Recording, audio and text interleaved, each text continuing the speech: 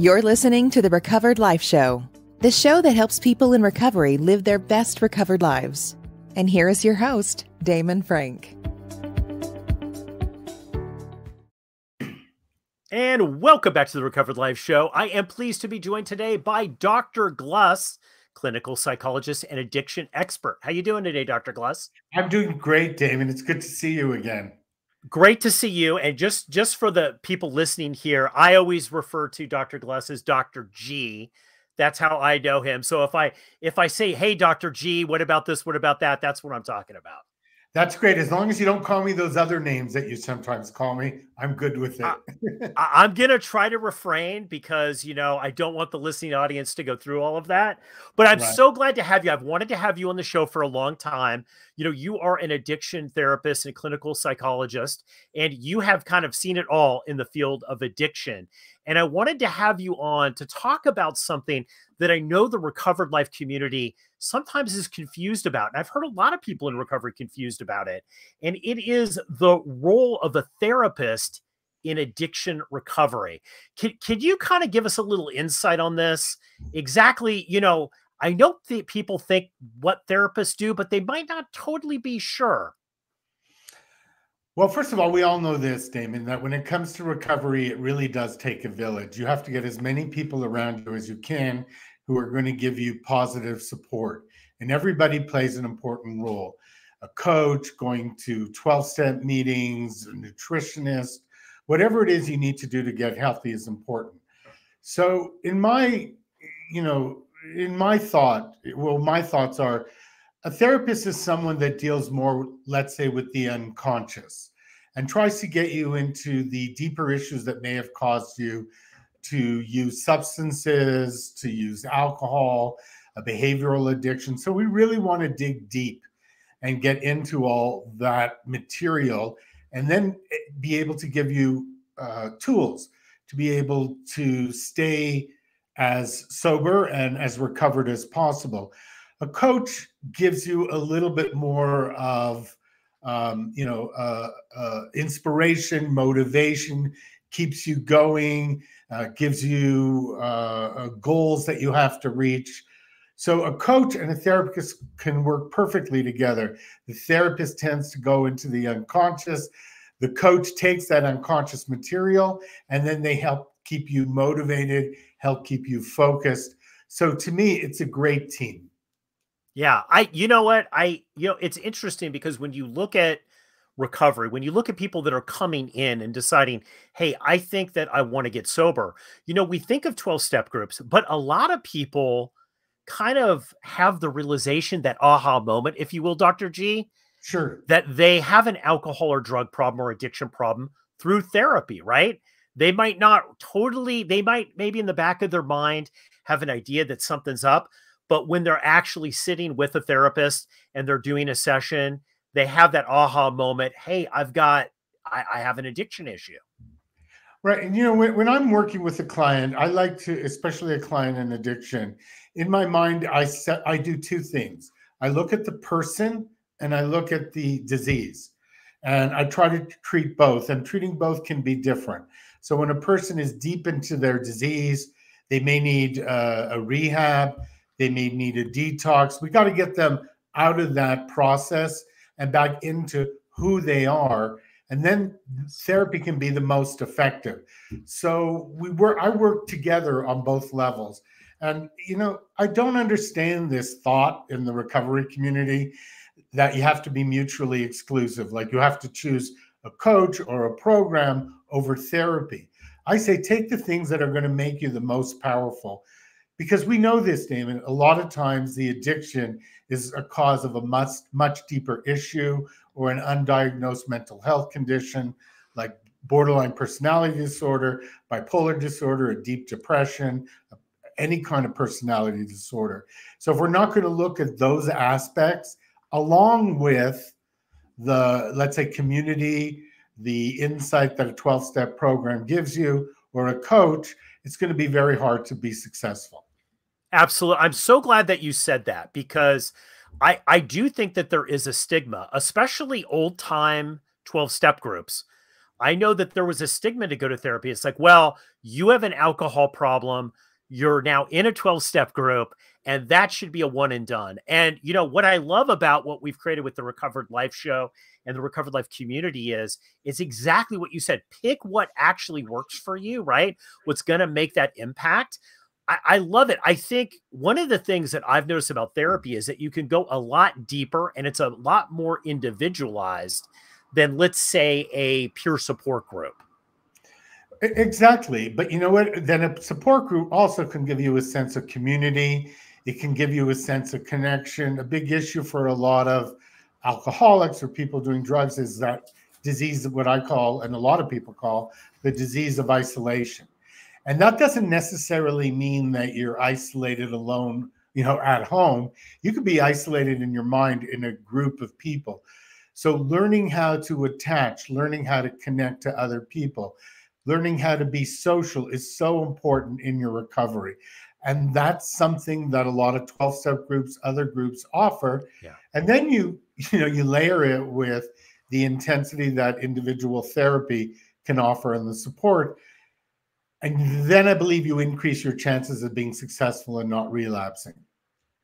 Oh, I agree. You know, I have seen just in my experience in coaching and just my experience of staying sober for several decades, I've seen so many people, what I call trapped in the church basement, right? They're just trapped in a 12-step group. They're trapped maybe in some other group, and they're unwilling to really deal with the other things that are coming on. Because one of the things that I've noticed in the process of getting sober, a lot of things come up. And you were talking basically these stacked addictions, right? There's a lot of, you might be addicted to alcohol or drugs, but you also might be addicted to something else or have some sort of other mental health issue. And I see so many people being trapped because, quite honestly, Dr. G, I think a lot of people they've been through such a process to get sober that they have fear about going to therapy because they don't know really what they're going to uncover. But fear is an important part of growth, and being able to manage that fear and move forward is so important. And therapy can give you those tools. Like you said, if you're stuck in the basement and there's a lot of fear, you've got to find a way to manage that, and you've got to find a way to get past it, or you're never going to get the life that you want. And we've talked about this before, Damon. To me, the thing that's going to give you the most success in recovery, and it sounds like a cliche, I know everybody says it, is you got to find that passion. You got to figure out who you are, what's important to you, and how you're going to move forward. Because eventually, if you keep on that path, and it's going to have a lot of fear, a lot of anxiety, but a lot of reward, I believe, and what I've seen the most successful with people is they just get bored of using. They don't like that life anymore. They don't like the constant up and down. They actually get motivated and excited about what they see in the future. And then the other extremely important thing to remember is you've got to have the support, because without the support, you're going to get into that crazy addicted mind and you're going to, relapse again. I've seen it a million times. It's like that old, we called it, I'm from Canada, we called it snakes and ladders. I think you have a different name here, but you go up the ladder and then you fall down. So support and passion are two of the most important things, I believe, in, staying successful in your recovery. Oh, I absolutely agree with you. The thing that's interesting is that once we get sober, right, and we're in recovery, we start to notice these other things. And I think one of the disservice with 12-step groups is that it's a catch-all for everything, right? And it's not a catch-all for, I think 12-step groups and also coaching and things like that work really well to be able to string together a plan and days to actually stay sober so you can stay sober long-term, right? And to gather some of those skills. I don't see it as effective maybe if you have a lot of relationship issues and you start to see these patterns when you get sober, right? And you get stuck in these modalities, you can't get out of them.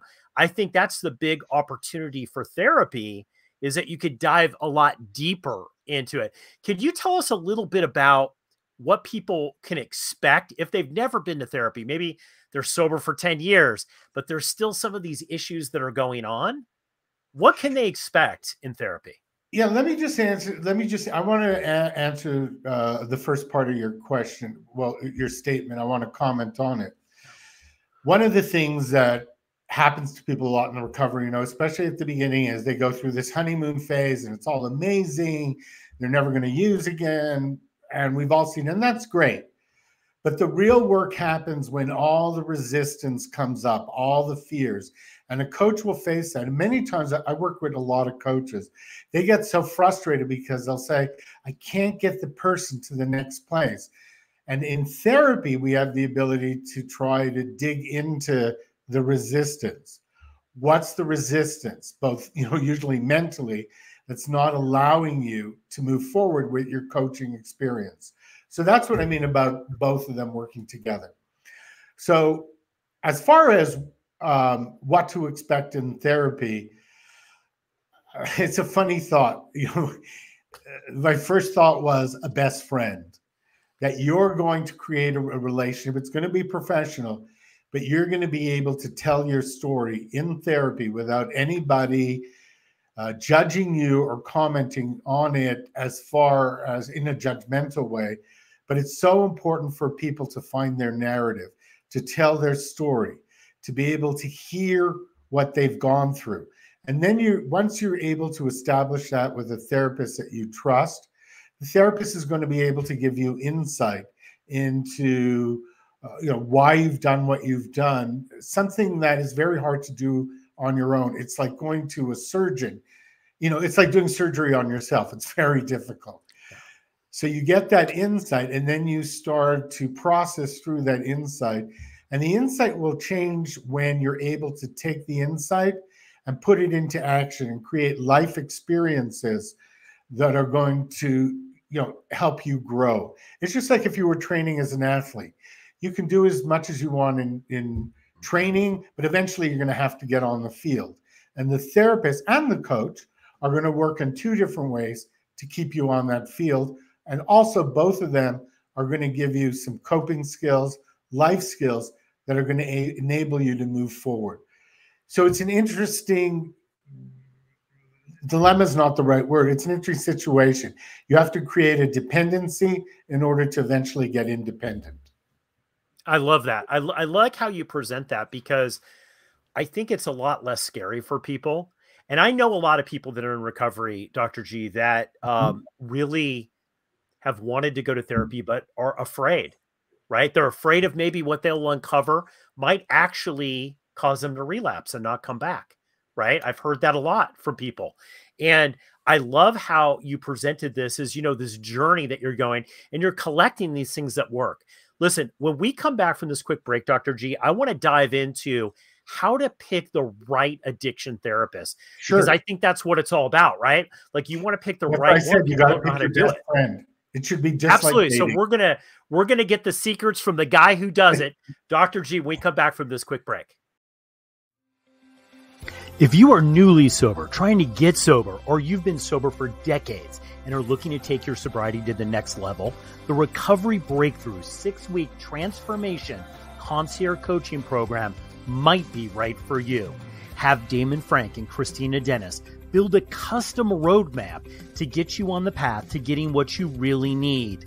Receive hands-on concierge coaching and stay focused and productive with our daily check-ins.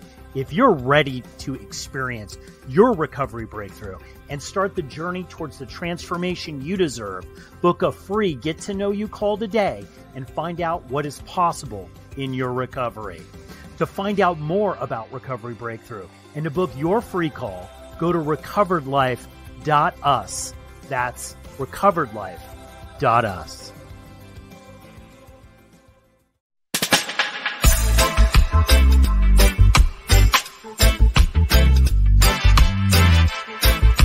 You're listening to the Recovered Life Show, the show that helps people in recovery live their best recovered lives.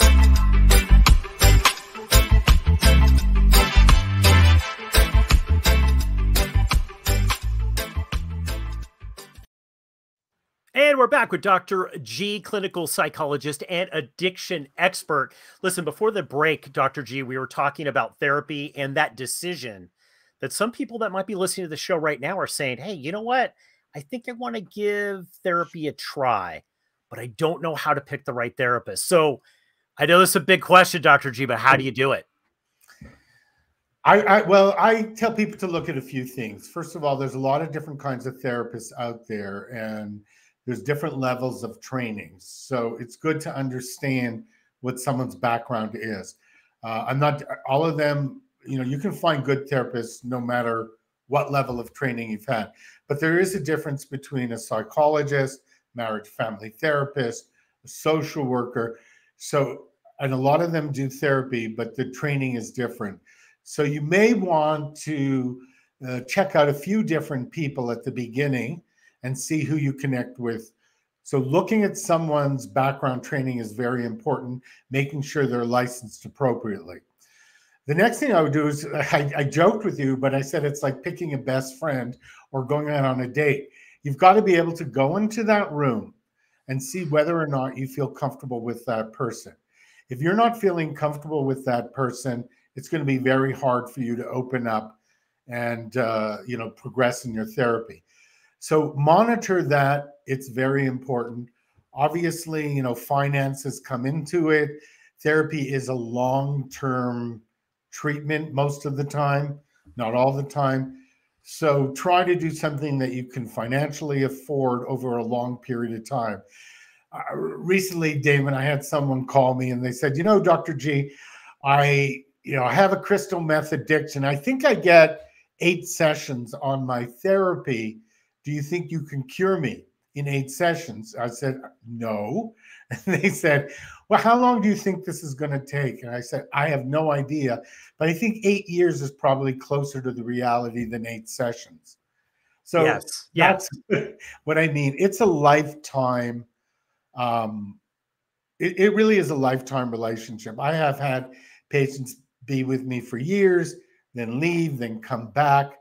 That's why also I want to say it's very important to keep a professional relationship, because in my mind, once a client, once a patient, always a client and a patient. My job is to be available to you. And that may be 5 years later after you've seen me initially. So it's my responsibility to protect the relationship. So I love that. I love that. Because I think there's so much fear into doing this. And I think, what's the role specifically, Dr. G, with picking somebody that understands addiction? Because one of the things I know that was a fear for me is I didn't want to go in anywhere and kind of have some sort of psychological op run on me where somebody goes, oh, you're not an alcoholic, or you're not, you don't really have what's really going on is this. When I knew deep down inside, after being in recovery for several decades, that, yeah, I am an alcoholic, right? Like, so is it important to find somebody, even if you're not dealing with necessarily the addiction side, maybe it's a relationship issue or a trauma issue that really doesn't directly have to do with addiction. Is it important to find somebody who understands that? I think it's important to find someone that you feel understands you. Because a lot of times the addiction is a result of many other issues. I'm not saying all the time. Now, most therapists, especially working in LA where we work, are going to have experience with addiction because it's so prevalent. So addiction specialist is always great because they might understand the nuances of addiction. They have a lot of experience in that area. They know what to expect. But I don't think it's necessarily a must sort of qualification. I think it's great. But the bottom line is you got to feel comfortable with that person. You got to feel like they understand you. They're giving you insight. And you got to sit back and think, am I really growing? Am I really connecting with that person? So yeah, I love that. I love, and the one in, I want to go back to something that you addressed about the patient that came to you and said, can you cure me in 8 sessions, right? Obviously that's a perspective issue, that as you get more into recovery and you're more recovered and you're putting together the days and the weeks and the months and the years, you start to have a different perspective about what addiction means and what it's like to live in recovery long-term. Right. As far as the going on and off of therapy, right? Like, because a lot of people are like, well, they have to check in at least every couple of weeks to maybe a 12-step meeting or a coach or some sort of peer support with recovery therapists, right? With an addiction. Is Right. this something that you have to go all the time? Or do people sometimes go to therapy for a while, take a break, and go back? Because I know there's been a lot of questions about that. I think the way to look at it is, yes, people do it for a while. I never give a timeline. People ask me how long. The truth is nobody knows. You're uncovering secrets. It's like being in a minefield. You don't know what you're going to discover. So when someone comes to me and says, how long is this going to take? I honestly say, you have to judge what take is, like what your level, what you want to accomplish in your life. And I just don't know, because I don't know what's going on. But I do say, I think we're going to get to a point where we're both recognize it might be time to try to do other things for a while, or that you're in a space where, like I'm thinking of someone I've been working with for a long time who went through a terrible divorce. And during that time, for about 2.5 years, I went on and off seeing him twice a week. And, sometimes twice, sometimes once, but very steadily. Now that he's come to the other side of it, he's actually dating this new woman. He feels really good about her. We went down, sort of titrated to once every other week, knowing that if a crisis happens, he could come back. But what is most important is a lot of times people want to bolt right when they get to the stuff that they need to talk about. And, the fear overcomes them, and that's when they want to quit therapy. And I've said to people when they get to that point, they go, well, I want to cut back. I go, really? I was thinking we should increase the sessions, because you're really afraid of talking about what we need to be talking about. And if you're not going to talk about it now, you're going to talk about it 2 years later when things get much worse and you've relapsed and maybe ruined part of your life or gotten arrested or whatever happens. So we're at that point now. You might as well deal with it right now. Absolutely. Dr. G, final thought here for somebody who might be listening to this and is really on the fence. They want to go to therapy, but they're a little scared. What would be your final thought to them? What would be your message to them?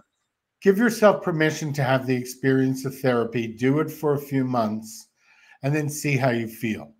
I tell people that all the time. You're not going to know until you actually do it. And people say this to me all the time. And in my old age, I've come to this conclusion. They'll say, do you think everybody needs therapy? And I go, absolutely. I think it should be a requirement. I think therapy is amazing. It's helped me a great deal in my life.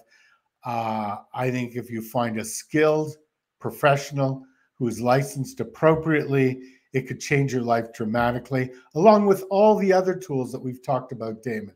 So if you want success, you just have to have a life experience of it, and then you're going to know whether it works for you. And sometimes it doesn't work because you found the wrong person, but that's different. I say go on, and like dating, go on and see if you can find a more appropriate person. It might take more than just the first, that you might have to go on a couple of dates, right? Exactly. I mean, we all know that. Who went on one date and found their mate? Exactly. Not many people. Not many people. Dr. Howard Gluss, thank you so much for coming on the show today. We're going to put how you can reach Dr. Howard and more about him in the show notes, and you'll see him in future episodes of the Recovered Life Show. Thanks so much for coming on the show today, Dr. Howard. It's been a pleasure, and I want to wish everyone lots of luck in their recovery. Thanks. Keep the conversation going. Join Recovered Life, a community of like-minded people who are looking to live their best recovered lives. Membership is free, and you can apply at recoveredlife.us.